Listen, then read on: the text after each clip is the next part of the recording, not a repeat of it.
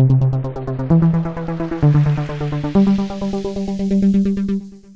going on, everybody? Welcome to the channel, or welcome back to the channel here at Manta XP. It's your boy Manta, and we're going to be going over the top games that are coming out next month. So May's pretty much over, and Tears of the Kingdom's just been blowing up the charts. It sold over 10 million copies for the first 3 days. Everybody's been playing it.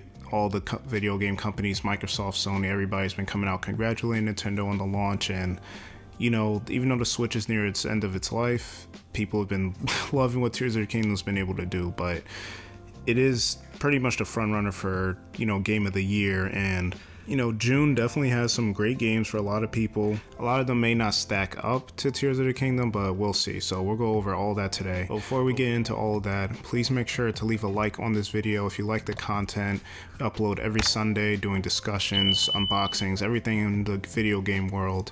And then make sure you leave a like on the video and hit that subscribe button and hit that notification bell so that you can get notified whenever I do upload. But with all that out of the way, let's get into these video game releases for the month of June in 2023. So first off, on June 2nd, we have Street Fighter 6, which will be launching on the Xbox Series X, PS5, PS4, and PC. Now, Street Fighter 5 was a PlayStation 4 exclusive, which a lot of people didn't like. It did launch in a kind of bare bones state as far as what characters you had, but over the years, after updates and, you know, different Evo events and fighting competitions, a lot of people really came around to Street Fighter 5. Now with Street Fighter 6 coming back to the Xbox and PC, and also just the betas coming out to a lot of fanfare, the new character reveal videos and gameplay. I even played the beta, and I'm not even a fighting game fan like that, but yeah, a lot of people's really excited for it. It looks great, the mechanics look great. The beta hopefully has gotten, you know, enough data to Capcom, and you know, Capcom's been in a role as Resident Evil, Devil May Cry 5 not that long ago, and now you got Street Fighter and Monster Hunter. So Capcom, you know, it was looking bleak for them before, but they're definitely got another winner here with Street Fighter 6 launching on June 2nd. Next up, also on June 2nd, we have We Love Katamari Reroll plus Royal Reverie. So this game, it just it's not for me. I mean, you could probably guess that if you've been on my channel.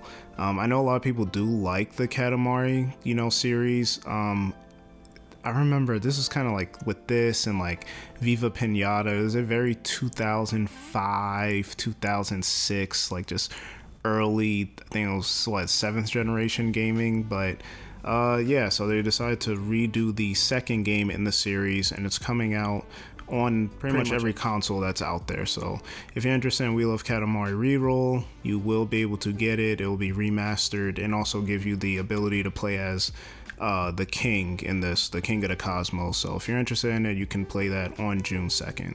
Then next up on June 6th, 6/6, you know, pretty fitting for this game, we have Diablo 4. So Diablo is a very famous franchise. I know there's a lot of time in between each of the releases. You know, I think Diablo 3 came out back in like 2012 or something like that. But this will be a next-gen version, 4K, 60 frames per second.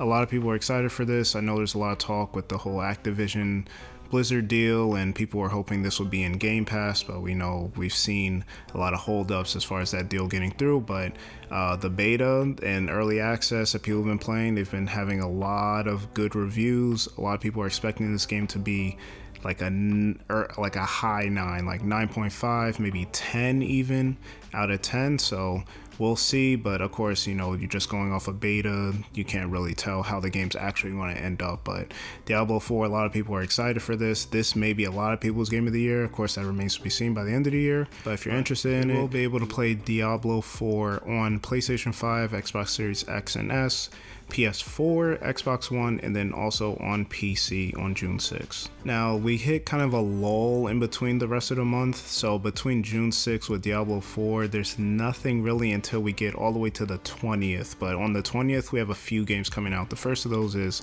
Elder Scrolls, the Necrom expansion, so this will be available on both Xboxes, S and X, and Xbox One, PC, Mac, and also PS4 and PS5. So the Elder Scrolls Online is pretty popular. I think there's around like 20 million active users. The Necrom expansion, which we saw during the developer direct back in January, pretty much detailed this expansion. And for people that haven't played it, if you do buy, you will get access to the previous 6 chapters in the online experience with the High Isle, Blackwood, Greymoor, Elsewhere, Somerset, Morrowind, and then of course just the base game of the online. So a lot of people are excited for this. People that play online on the PC and Mac, you'll actually be able to play this on June 5th. But if you're a console user for Xbox or PlayStation, you'll be able to play on June 20th, and you can actually pre-purchase this right now.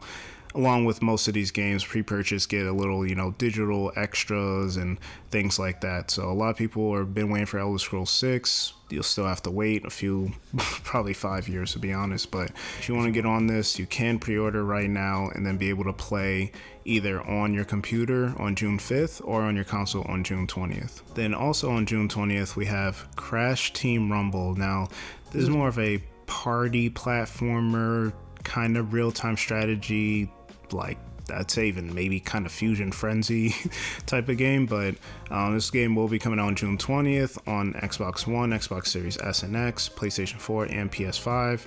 If you're fans of the Crash Bandicoot series and you're, looking for a little fix just to play something in between, you will be able to. So it is being described as a strategic platformer with competitive 4 versus 4 format. A few characters in it will be Crash, Cortex, Coco, Brio, and Tawna. So the objective of the game is teams must capture more Wumpa Fruit than the other team. In addition to depositing their own Wumpa Fruit at a drop-off zone, players must also defend their opponent's drop-off zone to prevent them from depositing their own supply. And each character has their own skill, so some characters are known as blockers, some are boosters, and some are scorers. So if you're looking for some type of party game, platformer type of game, this is the game for you. And it'll also support cross-platform play. So on June 20th, Crash Team Rumble, you'll be able to play it. Next up, also on June 20th, we have Story of Seasons, A Wonderful Life. Now, what was interesting about this is I had no idea that Harvest Moon was rebranded. And I never played Harvest Moon. I knew about it on, Nintendo 64 even. I've seen it on the DS, things like that. But they've rebranded as The Story of Seasons, and this is the next entry in the series. And ironically or unironically, this is going to be a next-gen only game, so it's only going to be on the Switch, PS5, and Xbox Series X. Now, at first I was like, that's kind of weird, why would this game of all games be like that? But when you think about it, people had to make money back, especially developers, when it came to these big budget games, so it made sense to try and push those to get released on last gen consoles as well to try and recoup that money. But this is just a farming simulator. I know we had that joke about that Nintendo Direct not that long ago where it was just 20 farming simulator RPG slice of life type of games. But again, not something I'm interested in, but if you are interested in these types of games, you will be able to play Story of Seasons, Wonderful Life on Nintendo Switch, PS5, and Xbox Series X and S on June 20th. And then the last game releasing on June 20th, we have Aliens Dark Descent. So this will be coming out on Xbox One, Xbox Series X and S, PS4, PS5, and PC. And it's being described as a tactical squad-based action game. So in Aliens Dark Descent, command a squad of hardened colonial marines to stop a terrifying xenomorph outbreak on planet Leith. Lead your soldiers in real-time combat against iconic xenomorphs, rogue operatives from the insatiable Weyland-Yutani Corporation, and a host of horrifying creatures new to the Alien franchise. So Alien is a very popular franchise, especially as far as movie filmmaker people go, and this game is technically being put out by Disney since they own 20th Century Films and 20th Century Games. So I do see this getting a little bit of that marketing push. How popular and how much will it sell? I'm not sure. I don't know how to gauge the demand for a game like this, but I know Alien is a pretty popular franchise. I know some of the games have sold well, like Aliens Isolation and things like that. So I can see it selling pretty well. People are into real-time strategy games, and like I said, Alien's pretty popular. So if you're into it, you will be able to play it on June 20th on both Xbox this gen and last gen, PS4, PS5, and PC. Then next up we have what, again, some people may have as their game of the year, most anticipated games. On June 22nd, we do have Final Fantasy 16. Now, Final Fantasy 16 will be a timed exclusive only on the PS5. So we got Final Fantasy VII Remake, which is the only Final Fantasy I've played and also beat, and I did like it a lot, which was another timed exclusive on PS4 and PS5. Now, there has been a lot of controversy for this game because it is the first action RPG in the Final Fantasy series. So they've played with it. They've had turn-based, they've had, the party base, they've had all these kind of things kind of playing with action RPG, but mostly sticking to the traditional turn-based. And some people like this, some people don't. But to describe the game, Square Enix says the first fully fledged action RPG in the mainline Final Fantasy series. Clive Rosefield is on a mission to free mankind from its fate and must use the iconic powers at his disposal to overcome every obstacle his enemies may lay before him. For centuries, people have flocked to her mother crystals to partake of their blessing, the abundant aether, and their fuels the magics they rely upon in their everyday lives. As the aether begins to fade and the lifeless deadlands spread even further, so too does the struggle for possession of the final flickers of the mother's light grow even more fierce. So I've watched a few clips of this game, mostly of the previews. When they started doing a lot of the gameplay trailers and the 20-minute presentations, I didn't watch that much. As I've kind of gotten older, I've wanted to just kind of experience games. I feel like we're getting so much this overexposure to games beforehand, drawing our conclusions, and I get that if you're trying to, spend that money on it, but this wasn't a game I was necessarily going to buy day one, but I did have a lot of extra money left over in my Best Buy rewards, and they were going to expire pretty soon, so I was just like, let me get the special edition of this. It comes with a steelbook, so I'll be unboxing that for you guys, and I got it for basically $20, so I'm interested. The combat director is from Devil May Cry, so again, Devil May Cry is probably one of my favorite franchises and series in gaming history, so I'm definitely interested in this. And you can also play it if you have a PS5. You'll be able to play it on June 22nd.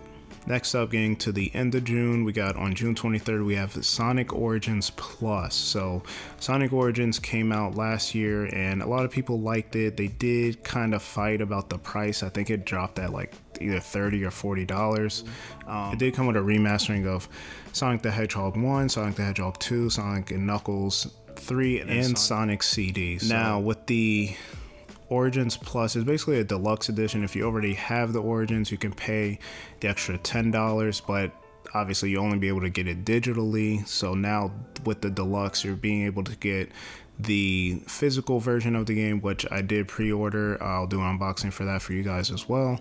And what the Plus comes with is over 12 Game Gear games. So it's going to come with Triple Trouble, Sonic Labyrinth, Sonic Blast, Sonic Drift, Sonic Drift 2.